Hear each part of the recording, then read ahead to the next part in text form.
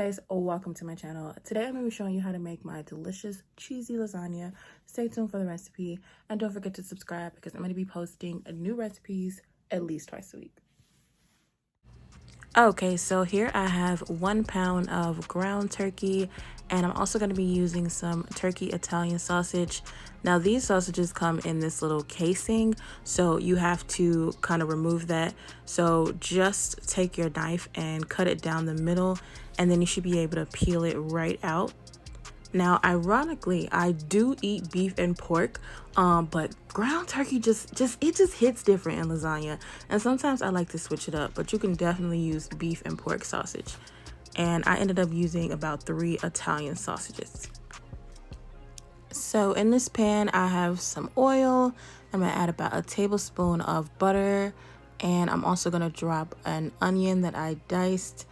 I like to let my onions kind of saute before I add anything else, just to make sure they get really soft and broken down.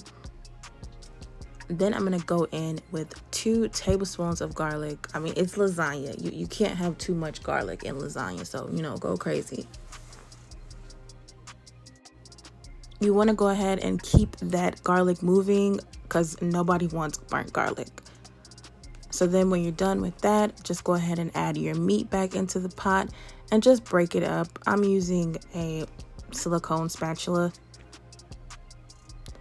Now I'm gonna go in with my seasoning blend, and let me tell you something about ground turkey, okay?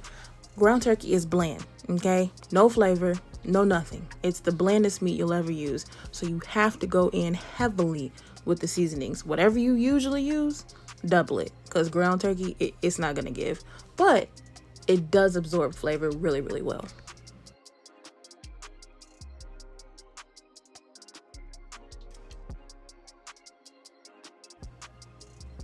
So once you have that done, I'm gonna add some roasted red peppers.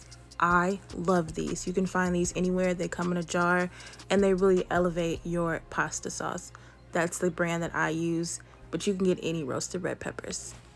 Now I'm gonna add 2 jars of pasta sauce. It really doesn't matter what brand you use. You can use the first kind you find. This is not gonna taste anything like this jar sauce when we're done, so it really doesn't matter. I'm gonna go in with 1 cup of chicken broth, and then I'm also gonna rinse out one of my jars of sauce and add some more water. This has to have enough liquid to be able to simmer for a long time, so don't worry, it's not gonna be watery. Now, the key to having a good anything is to season every layer.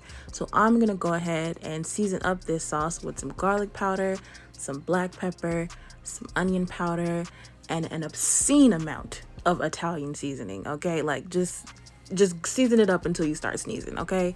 And we're gonna season up every layer of this. We don't need to add any more salt because we put that chicken broth in there, and this jar sauce already has enough salt. So bring that up to a simmer, and then we're gonna cover it and we're gonna cook it for 2.5 hours. I know, turn the heat all the way down to low and simmer it for 2.5 hours. That sounds like a long time, but it's worth it, I promise, because look what you get after 2.5 hours. Like, that is the meat is so tender, everything is so flavorful, like it's fire. Now let's move on to our noodles. You need exactly 9 noodles, but I always throw in a couple extra because sometimes they fall apart or act crazy. Now this is ricotta cheese. Not everybody likes ricotta, but personally, I feel like you need some ricotta for a good lasagna.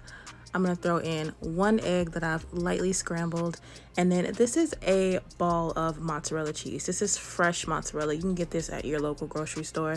Fresh mozzarella is always gonna look something like this. You're not gonna be able to grate it or shred it. You just have to like wash your hands and just crumble it up into whatever you're using.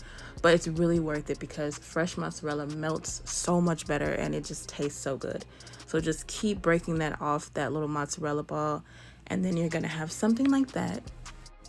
And then we're gonna go in with some Parmesan cheese. This is gonna be our filling for our lasagna, so be heavy with the cheese. I'm gonna add that entire package and just go ahead and mix that up.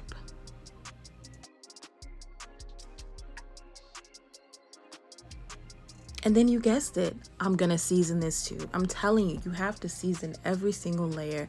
I'm just putting a little bit of my little seasoning blend that I used on the meat, and then we can get started building our lasagna. These are the noodles. I've had them sitting in cold water until I needed them. Now here comes the fun part.